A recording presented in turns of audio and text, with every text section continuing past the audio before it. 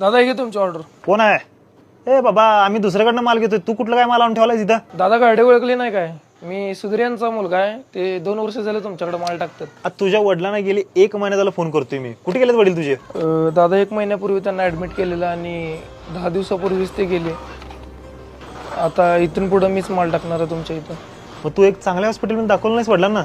दादा चांगल्याच हॉस्पिटलला दाखवलेलं, पण 2 दिवसाचं बिल लाखाच्या वर गेले, पण त्याचा काहीच उपयोग झाला नाही.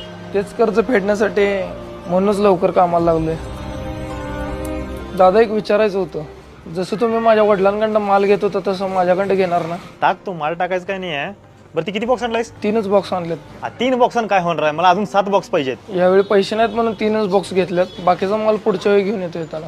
चला येतो दादा. निखिल, तुझा गुगल पे नंबर कुठला आहे रे? तोच आहे, वडिलांचा होता तोच आहे. एक 25,000 रुपये मारलोय बघ. ते तुझ्या वडिलांचं मी 1 जानेवारीमध्ये बिल देणार होतो राहिलेलं.